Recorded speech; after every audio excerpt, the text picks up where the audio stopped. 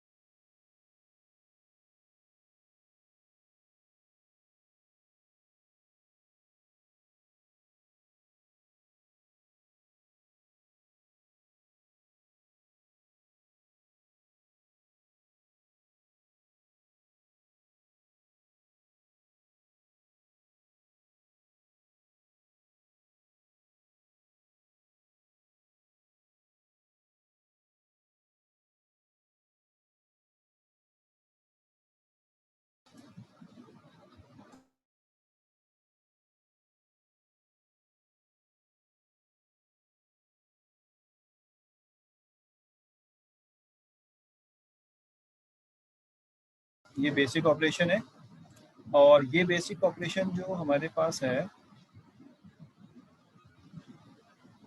आवाज आ रही ना, ये जो बेसिक ऑपरेशन है ये 2 फॉर के लूप के अंदर सुपरविजन में हमने पहले दफ़ा इसको एनालाइज कर लिया और एनालाइज करने के बाद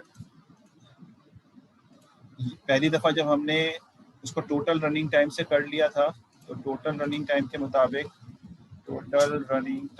मुताबिक इसका आंसर हमारे पास आ रहा था f ऑफ n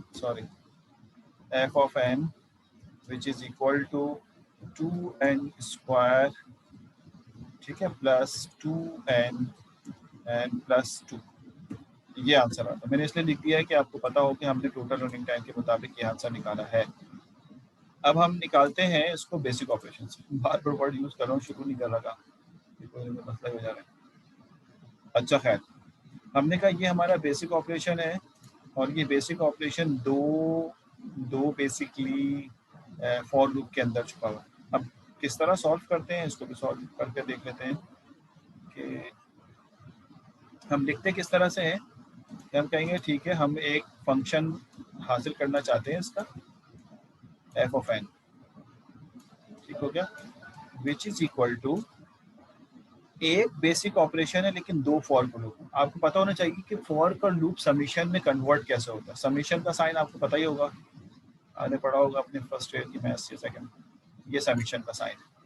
पहला फॉर का लूप जो है वो a से चल रहा है और वो रन हो रहा है 1 से लेकर n तक। इसी तरह से इसके अंदर एक और नेस्टेड फॉर का लूप है। जो दूसरा नेस्टेड फॉर का लूप है वो चल रहा है b से और वो है 1 से लेकर n तक। आप समझने की कोशिश कीजिएगा, बिल्कुल चेंज हो गया। पहले एनालाइज कैसे करा, जो पहले एनालाइज कर रहे थे वो एक्चुअल तरीका नहीं है। आगे हम हमेशा समीशन साइन से ही करेंगे। इसका मतलब है समीशन साइन को समझना ज़्यादा मतलब इम्पोर्टेंट है, क्योंकि हर दफ़ा वो जो ट्रेडिशनल मेथड है, कन्वेंशनल मेथड के एक लाइन को करो, वो समझने के हद तक तो ठीक है, लेकिन एक्चुअल में हम इस तरह किया करेंगे। तो A 1 से लेकर n तक और B 1 से लेकर n तक, इस वक्त तो यही है। चेंज आएगा तो हम चेंज भी कर देंगे। और इन दोनों की सुपरविजन में एक बेसिक ऑपरेशन है। एक बेसिक ऑपरेशन का मतलब हो गया कि मैं लिख दूंगा कि इन दोनों की सुपरविजन में एक बेसिक ऑपरेशन। अगर 2 होते, जैसे मैंने 4.1 में ऐड किया तो 2 लिख देता मैं यहाँ पे। तो ये हमें नजर आ रहा है कि इन दोनों के सुपरविजन में एक बेसिक ऑपरेशन चाहिए, यानी मैंने अपने एल्गोरिथम को बेसिक ऑपरेशन के हिसाब से इस तरह सेट कर दिया। यानी अब हमारा फंक्शन जो है इस तरह शो होगा, लेकिन हमें समीशन साइन की प्रॉपर्टीज आनी चाहिए। अब ये एक गेम है, अगर आप लोगों ने डिस्क्रीट मैथ नहीं पढ़ी तो आपको शायद ये पता ना हो, या आपने कभी उससे काम किया हो तो, और डिस्क्रीट मैथ पढ़ी हो तो डेफिनेटली समीशन साइन को हैंडल करना आता हो। समीशन साइन की कुछ प्रॉपर्टीज हैं जो सीक्वेंस एंड सीरीज जो आपने फर्स्ट ईयर के 8 चैप्टर में पढ़ी थी उसको देखते हुए बनाई गई है। समझ आ रही बात है? तो अब मैं वो सीक्वेंस सीरीज तो नहीं पढ़ाऊंगा, लेकिन यहाँ पे डायरेक्ट समीशन साइन की प्रॉपर्टीज बता दूंगा आपको G6 चैप्टर में। तो मैं वो प्रूफ तो नहीं करवाऊंगा कि देखो ये समीशन है तो सीक्वेंस सीरीज का ये फॉर्मूला लग के ऐसे आ गया, ये नहीं कराने जा रहा मैं अभी आपको, इतना टाइम नहीं। लेकिन मैं यहाँ पे डायरेक्ट प्रॉपर्टीज लिखवा देता हूँ आपको कि अगर आपके पास कभी ऐसा हो तो आप इसको लिख लीजिएगा, और ये मैं आपको शेयर भी कर दूंगा पूरी प्रॉपर्टीज एक जगह लिख के। तो पहली प्रॉपर्टी हमारे पास ये है, मैं यहाँ पे लिख रहा हूँ पहली प्रॉपर्टी इस साइड में। फर्स्ट प्रॉपर्टी हमारे पास ये है, जो हमें जो जो यूज होती जाएगी मैं वो प्रॉपर्टी लिखता जाऊंगा, कि अगर आपके पास कोई समीशन साइन हो, अगर आपके पास कोई समीशन साइन हो, ये पहली प्रॉपर्टीज लिख रहा हूँ, ये आपके पास लिख लीजिएगा आप कहीं पे, ताकि हम अभी देखो मैंने इसको यहाँ रोक दिया है येलो वाले को, प्रॉपर्टीज लिख रहा हूँ कि अगर कोई लूप किसी जगह से भी इस्तेमाल होता हो, मैंने इसको किसी जगह का मतलब है पी से हो कहीं से भी हो और एन तक जाता है, पी का मतलब है कहीं से भी स्टार्ट हो, जरूरी नहीं कि उसको 1 से स्टार्ट होना जरूरी हो, वो 6 से स्टार्ट हो जाए, लेकिन जरूरी ये है कि पी जो है वो less than equal to N होना चाहिए, पी कभी बड़ा नहीं होना चाहिए, पी हमेशा less than equal to N होना चाहिए। और अगर इसके अंदर 1 लिखा हुआ है या 2 लिखा हुआ है या कोई भी कांस्टेंट इस तरह लिखा हुआ है, तो आप बआसानी उसको एक्सपेंड कर सकते हैं फॉर्मूले से। फॉर्मूला क्या है? फॉर्मूला है फॉर्मूला है n minus upper limit minus lower limit, ये अपर लिमिट होता है n माइनस p और फॉर्मूले का प्लस 1, बस ये फॉर्मूला लगा के आप इस समीशन साइन को एक्सपेंड कर देते हैं। ये पहली प्रॉपर्टी है, मैं प्रॉपर्टी आती जाएगी मैं लिखवाता जाऊंगा। This is called first property, यहाँ से लेकर यहाँ तक ये पहली प्रॉपर्टी, ये आप लिख लें अपने पास। मैं दोबारा समझा देता हूँ कि whenever you will see, ये बिल्कुल प्रूव्ड है, मैं प्रूव करने का टाइम नहीं मेरे पास। whenever you will see any summation sign inside the one and starting limit is p and ending limit is n but should be p less than equal to n, so we can open the summation sign। Summation sign open करने का ये एक वाहिद तरीका है कि हम इसको लिखेंगे n upper limit minus lower limit plus 1। तो इस बेसिस पे मेरे भाई ये जो पहला समीशन साइन, दोनों को एक साथ तो नहीं सॉल्व कर सकते ना यहाँ पे, तो यहाँ पे जो पहला समीशन साइन है, ये जो पहला वाला है, इसको कैसे खोल सकते हैं हम? अब हमें पता चल रहा है यहाँ पे स्टार्ट भी इत्तेफाक से यहाँ पे ये 1 से हो रहा है, तो मैं लिखूंगा कि जो आउटर वाला समीशन साइन है जो कि a से शुरू हो रहा है, a इज इक्वल टू 1 से n तक, इसको एज इट इज रखेंगे आप, और इनर वाले को फॉर्मूला लगा के ओपन कर देंगे विद प्रॉपर्टी नंबर 1। बिल्कुल सही, n माइनस बी नहीं, देखो सोचो क्या लिखा है मैंने, b शुरू कहाँ से हो रहा है ये देखना है हमें, मैंने p लिखा है, i नहीं लिखा यहाँ पे हम्मा साहब। तो मैं फॉर्मूले में क्या लिखूंगा यहाँ पे, यहाँ लिखूंगा n जो कि अपर लिमिट है, लोअर लिमिट 1 है और फॉर्मूले का प्लस 1। अब ये फॉर्मूले का प्लस 1 क्यों लगाते हैं? ये सब प्रूफ के अंदर प्रूफ है, तो इसलिए मैं इसको अभी प्रूफ करना नहीं जा रहा। इसका मतलब ये फाइनली आपको क्या मिल जाएगा? फाइनली आपको मिल जाएगा summation sign a is equal to 1 से लेकर n तक, ठीक है, और ब्रैकेट में क्या आ जाएगा? ओनली n, ब्रैकेट में क्या आ जाएगा? Only n। यहाँ तक समझ में आती है बात? ठीक है ना, यहाँ तक बात समझ आती है? 1 से शुरू हो रही है,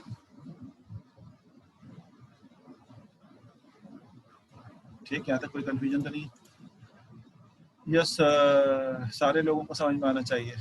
हम बहुत दूसरी दुनिया में चले गए, एल्गोरिथम को एनालाइज करने के लिए बिल्कुल दूसरी दुनिया में चले गए, डेटा स्ट्रक्चर पढ़ रहे थे, एल्गोरिथम एनालाइज पे पहुंच गए। खैर समझ में आ जाएगा इंशाल्लाह। हम क्योंकि एक स्टैंडर्डाइज मेथड को अप्रोच कर रहे हैं, तो वो बेसिकली समीशन साइन ही है। जो हम पहले कर रहे थे वो बेसिकली एक चाइल्डहुड वाले मेथड से तो हमने सीख लिया। अच्छा, अब हम यहाँ पर ये फॉर्मूला जो हम फॉर्मूला नंबर 1 है वो देख रहे थे, ये अब अप्लाई नहीं कर सकते। क्यों? क्योंकि समीशन के अंदर 1 नहीं है, n है। समीशन के अंदर क्या है? n है। अब फॉर्मूला नंबर 2 ये कहता है, गौर सुनिएगा, फॉर्मूला नंबर 2 ये कहता है कि अगर आपके पास एक समीशन हो और वो i is equal to p से चल रहा हो और जाए ये n तक, बहुत मुश्किल होती है लिखने में यार। 2 पीपल आए हैं, मैं पहले को एंटर कर लूँ, जावेद और यासिर, ठीक है। और आपके पास जो है समीशन के अंदर अगर कोई कांस्टेंट हो, जैसे ए, कोई कांस्टेंट हो ए, ये बात समझ में आई। अब किसी भी, ये जुमला गौर सुनना बहुत, किसी भी समीशन में कांस्टेंट किसको कहते हैं ये समझने की बात है। जो मैंने वर्ड इस्तेमाल किया है ना कि अगर आपके समीशन में कोई कांस्टेंट हो ए, तो फिर कांस्टेंट किसको कहते हैं। तो ऐसे ही है जैसे 1 2 3 4, ऐसे ही ए कांस्टेंट है, तो कांस्टेंट क्यों कह रहे हैं इसको हम, तो याद रखना और सुनिएगा मेरी बात। हम किसी भी समीशन में, समीशन के अंदर कांस्टेंट उसको कहते हैं जिसका लूप नहीं चल रहा। यानी अगर इसके अंदर समीशन में, मैं टेम्परेरीली एक चीज लिखता हूँ कि मिसाल के तौर पर समीशन में एक लूप चल रहा है I is equal to P से लेकर एन तक, और समीशन में आई होता तो फिर ये वेरिएबल होता। क्यों? क्योंकि आई की वैल्यू बार बार चेंज हो रही है। आई पहले पी से होगा, फिर आई पी प्लस 1 होगा, फिर आई पी प्लस 2 होगा, या अगर आसानी के लिए 1 कर दूं अगर मैं आई को, तो आई पहले 1 होगा, फिर आई 2 होगा, फिर आई 3 होगा, फिर आई 4 होगा, समझ रहे हो। तो ये वेरिएबल है। लेकिन अगर आई के अलावा कुछ भी है तो वो कांस्टेंट की कैटेगरी में आता है। दोबारा बताओ समझ में आ गई बात ये कि कौन, दोबारा बताओ समझ में आ गई। समीशन के अंदर कांस्टेंट किसको कहते हैं कि जिसका लूप चल रहा है उसके अलावा कुछ भी हो वो सब कांस्टेंट कहलाता है, ठीक है। और अगर जिससे लूप चला रहे हैं वो हो तो फिर वो वेरिएबल होता है। यहाँ तक क्लियर है ना। तो इस वक्त मैं यहाँ पे कह रहा हूँ कि अगर समीशन के अंदर कोई भी कांस्टेंट हो तो कांस्टेंट जो है वो लूप से बाहर निकल जाता है, यानी समीशन से बाहर निकल, ये प्रॉपर्टी है इसकी। ओपन नहीं कर सकते उसको हम, प्रॉपर्टी के मुताबिक बाहर निकाल देते हैं। और लिमिट में कोई चेंज नहीं आता, लिमिट स्टिल यहाँ पे पी से लेकर एन तक। लेकिन क्योंकि उसको बाहर निकाल दिया ए को, तो अंदर क्या बचेगा, जीरो नहीं बचेगा, 1 बचेगा, मल्टीप्लायर होता है ना। तो जब कांस्टेंट को बाहर निकाल देते हैं और यहाँ 1 बचता है, तो अब आप देख रहे हैं कि ये वाला जो बचा हुआ एलिमेंट है ये प्रॉपर्टी नंबर 1 से मैच हो गया, तो इसके ऊपर प्रॉपर्टी नंबर 1 लगा देते हैं। तो यही काम हम यहाँ पर देखें तो यहाँ पर ये वाला n हमारे लिए कांस्टेंट है। क्यों? क्योंकि लूप चल रहा है a से, तो a के मुताबिक n कांस्टेंट है। या अल्लाह, एडमिट करना थक क्यों ना। अच्छा जी, दोबारा बता रहा हूँ, a के मुताबिक n कांस्टेंट, क्योंकि लूप चल रहा है a से, तो जिससे लूप चल रहा है उसके अलावा कोई एलिमेंट है तो वो कांस्टेंट है। तो प्रॉपर्टी के मुताबिक, प्रॉपर्टी नंबर 2 के मुताबिक ये वाला n बाहर निकल जाएगा और समीशन साइन में a इज इक्वल टू 1 से लेकर n तक चलेगा और अंदर बचेगा 1। यहाँ तक बात समझ में आ गई। This is called property number 2, यानी यहाँ से यहाँ तक आने के लिए प्रॉपर्टी नंबर 2 चलाई आपने। मेरा समझ आ गया वो ये बात आपकी।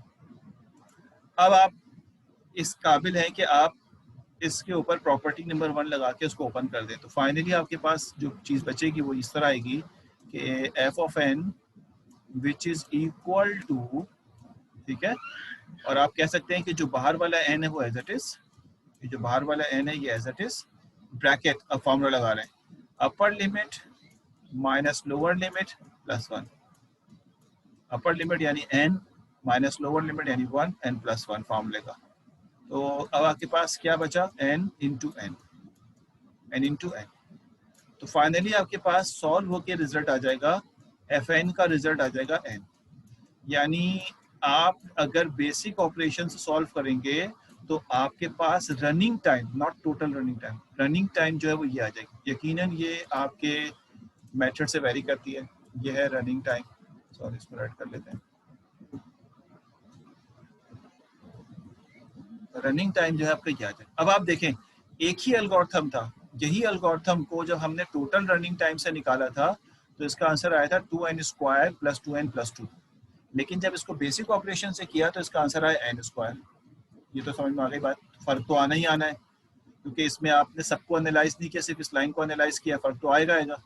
लेकिन जो जुमला मैंने वहां लिखवाया था वो ये कि इसकी फैमिली चेंज नहीं होगी, जो सबसे इंपॉर्टेंट बात है। फैमिली फैमिली चेंज नहीं होने का मतलब ये है कि ये भी क्वाड्रेटिक है और ये भी क्वाड्रेटिक है, दोनों क्वाड्रेटिक फैमिली से बिलोंग करते हैं। गो के इतना पार्ट आपने कम कर दिया, लेकिन फैमिली अभी भी इसकी एन स्क्वायर ही है। समझ में आया? तो इसका मतलब ये हुआ कि बेसिक ऑपरेशन फैमिली को डिफाइन कर देता है, जो हमारी एक्चुअल जरूरत है कि our algorithm is in the family of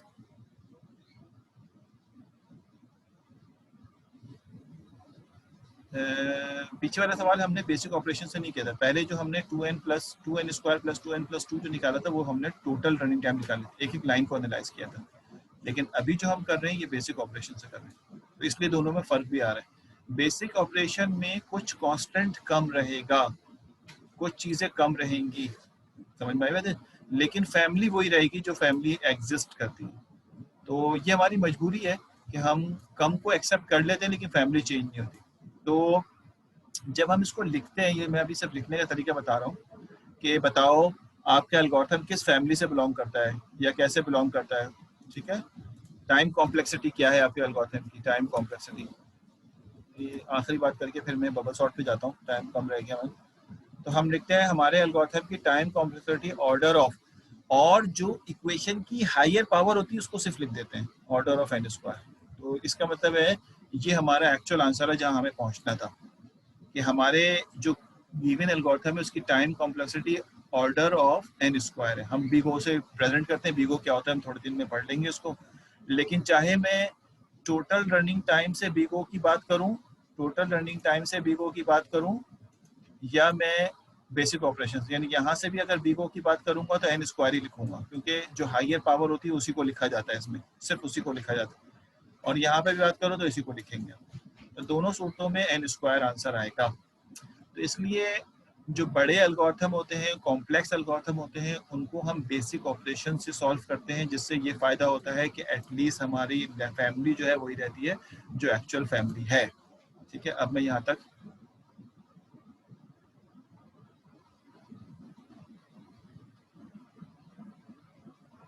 मैं 1 मिनट में दोबारा सवाल ले रहा हूँ। बेस्ट फैमिली कौन सी है, ये अच्छा सवाल है। बेस्ट फैमिली, हमारे ने अच्छा सवाल किया, बेस्ट फैमिली कौन सी है। अब फैमिली समझ में आ गया ना, फैमिली, फैमिली या क्लास। तो इसका मतलब है, मैं आता हूँ सवाल, आपके सवाल पे भी आता हूँ। फैमिली या क्लास, ये बेसिकली इंपॉर्टेंट बात है। तो हमारी एल्गोरिथम की फैमिली एन स्क्वायर है। अच्छा है बुरा ये भी बताता हूँ थोड़ी देर में। लेकिन सर इसमें हमें ग्रोथ का तो पता, हाँ बिल्कुल ऐसा ही है।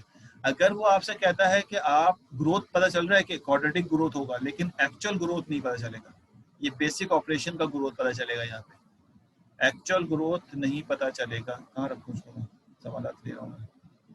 एक्चुअल ग्रोथ अगर निकालनी है तो फिर आपको टोटल रनिंग टाइम निकालना पड़ेगा। तो असल में जो एल्गोरिथम को एनालाइज करने का मकसद होता है ना, उसमें हम एक्चुअल ग्रोथ बहुत कम ही निकालते हैं। जब आप प्रोफेशनल हो जाएंगे तो we are not basically seeking the actual growth, just we are finding the family. जब आप एक्चुअल में एनालाइज करेंगे, फैमिली इंपॉर्टेंट इसलिए है कि एल्गोरिथम किस फैमिली से बिलोंग करता है यही काफ़ी होती है बस हमारी। तो हम कहते हैं कि अच्छा ये क्वाड्रेटिक है, तो क्वाड्रेटिक में बाकी सारी चीज़ों तो मतलब कांस्टेंट है, तो क्वाड्रेटिक फैमिली से बिलोंग करने वाला एल्गोरिथम लेना है या नहीं लेना ये तो अलग बात है। ठीक है, तो क्वाड्रेटिक्स, तो इसलिए हम यहाँ पर ये बात कर रहे होते हैं। ये मैंने अदील के सवाल का जवाब आंसर दिया। सिमरा कहती नीचे, हाँ लीनियर की ऑर्डर ऑफ एन हो गया। अदील साहब बिल्कुल ठीक फरमाया आपने। अब तो कह सकते हो ना कि लीनियर, ऐसे एल्गोरिथम जो लीनियर फैमिली से बिलोंग करते हैं सबसे अच्छे होंगे, और जो क्वाड्रेटिक से बिलोंग करते हैं वो लीनियर से बुरे होंगे। क्या लीनियर से भी अच्छा कोई एल्गोरिथम होता है, ये बात। अब मैं जरा सिमरा का सवाल का आंसर दे दूं। नीचे सर, नहीं सर, नीचे जो क्वेश्चन था वो आपने बोला था बाद में बताऊंगा। कौन सा बात मेरे कांस्टेंट वाला होता है, हाँ कांस्टेंट। सिमरा मैं भूल गया हूँ, अगर आप लिखते हैं तो मुझे अच्छा होगा। 11:11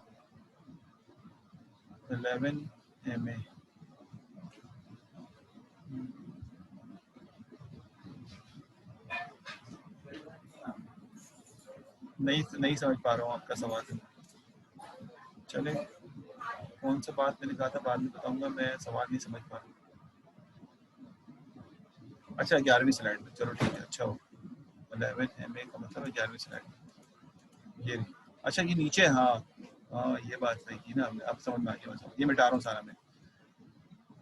इन्होंने यहाँ पर जो मैंने क्वेश्चन मार्क करके यहाँ पर लिख दिया था, तो इन्होंने यहाँ पर इस वक्त अगर मैं ये लाइन मिटा दूं जो मैंने ऐड की थी, ये एक्चुअल सवाल था, तो इन्होंने यहाँ पर बेसिकली जो n लिखा है ना, इसका मतलब है इन्होंने यहाँ पर इसको बेसिक ऑपरेशन से एनालाइज किया 11 वाली स्लाइड में, तभी इसका आंसर 1 आ रहा है। यानी बेसिक ऑपरेशन से करके देख लो तुम, तुम्हारा आंसर ये आएगा। मैं करके बता देता हूँ ताकि ये सुकून हो जाए ना। यहाँ पे तो ये एक ही लूप है, एक ही लूप है, तो a से चल रहा है, a इज इक्वल टू 1 से चल रहा है और n तक जा रहा है, और बेसिक ऑपरेशन ये एक ही है, एक बेसिक ऑपरेशन है।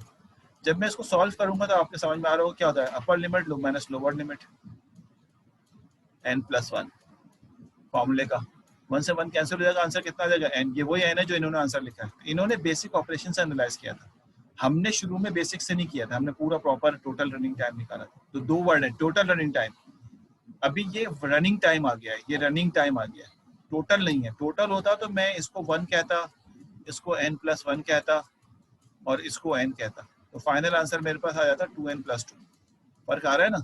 हमने ये नहीं, this is called total running time और this is called running time. तो रनिंग टाइम जब निकालते हैं, जब आपको बेसिकली कहा जाए, और नॉर्मली हम आगे रनिंग टाइम निकालते हैं। मेरे ख्याल समझ आ गया होगा ये। जी सर, बताइए। चलो अब हम इस क्या करें, थोड़ा सा बबल सॉर्ट को देखें। बबल सॉर्ट के एल्गोरिथम के लिखने के कई तरीके हैं, लेकिन मैं आपको एनालाइज करना सिखा देता हूँ। अटेंडेंस ले लें। चलो पहले अटेंडेंस ले लेते हैं ताकि टाइम हमारा अटेंडेंस में जितना लगना है लग जाए। उसके बाद फिर मैं बबल सॉर्ट पे आपसे पूछ के राय लेके बबल सॉर्ट करा देता हूँ। ये हमारी जान छोड़ जाए। अच्छा जी, आइए अटेंडेंस की तरफ जा रहे हैं। समझ में तो आ गया ना? रिवीजन कर लेना। मैं अभी आपको क्विज 2 अपलोड कर दूंगा आज, क्विज 2 इसी से रिलेटेड सारे। समीशन साइन की प्रॉपर्टी अपलोड करूंगा।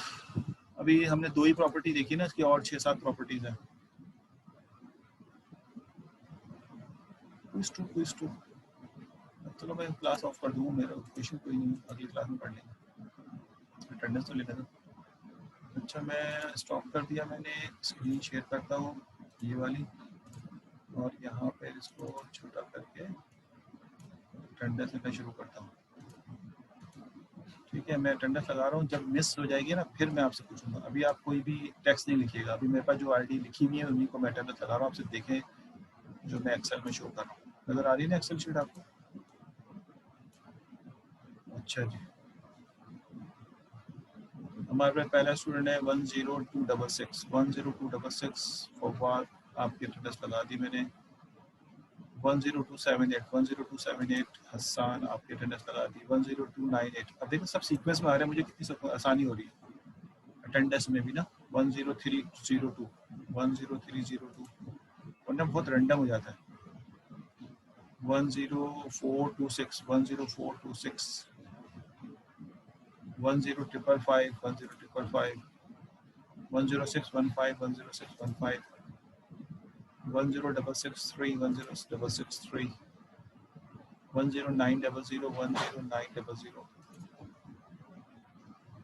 अच्छा जी, 11002 11002 11162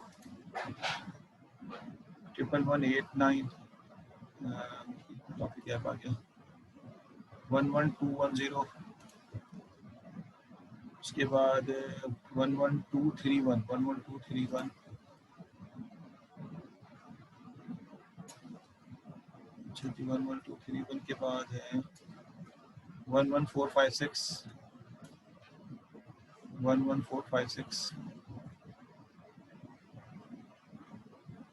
11166 आप अगर आईडी अपनी पहले लिखेंगे ना 11166 तो हमें आसानी होगी। 11180 अटेंडेंस लगाना आसान। 10605 10605 11101 11101 लगा चुका हूँ मैं आपकी। 10797 10797 11178 11278 11278 10075 10075 आप भी 10075 पहले जो है ना आईडी लिखे आप भी, ताकि आप भी सीक्वेंस में आ जाए सब लोग। 11475 457 11457 457। उसके बाद है 11479 11479 वन सारे स्टूडेंट होगा। मोहम्मद हम्माद, तुम्हें तो पेनल्टी की तरफ अटेंडेंस लगानी नहीं चाहिए, तुम्हारा तो आईडी आई नहीं थी इसमें, तो हमारे स्टूडेंट ही नहीं हो तुम। मोहम्मद हम्माद, तुम्हारी आईडी नहीं आ रही लेकिन अटेंडेंस लग गई है 11456। कहाँ से लगी?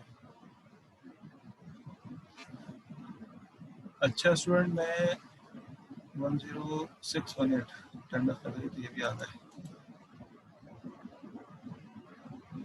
अच्छा मैं एब्सेंटी दिखा देता हूँ ताकि आपको कोई हो। इरफान हैदर, पहले में तो थे ये बार बार आ रहे थे। इरफान हैदर,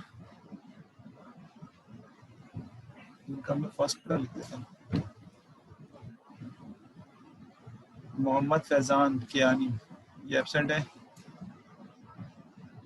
ठीक है, मोहम्मद फैज़ान कियानी एब्सेंट है, अगर ये है तो बता दें। उसके बाद हफ्सा नुसरत एब्सेंट है। उसके बाद सुबान आरिफ, ये एब्सेंट है। सैयद फरहान अली शाह, ये एब्सेंट है। ठीक है, ये 4 स्टूडेंट एब्सेंट है। ज़रा टेक्स्ट देख लेते हैं, शायद इन्होंने टेक्स्ट मैसेज किए हों। जो एब्सेंट है सिर्फ वो लिखें, फरहान अली 11162। चलो फरहान तुम्हारी लगा दी मैंने। वेटिंग रूम में है हसनैन रजा, अभी तो कोई भी नहीं वेटिंग में भाई। 10302 10302 10302 हसनैन की लगी हुई है बेटा। सर नोट पहले में थे, नोट के आईडी तो बताएं।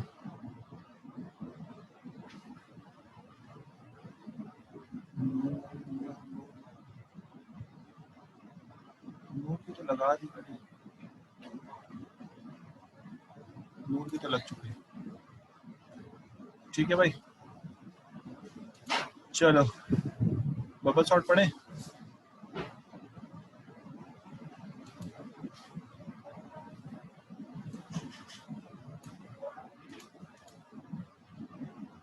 नो सर, वोटिंग हो रही है, पढ़े नहीं पढ़े हैं, एनालाइज भी करना है हमें, बस करते हैं।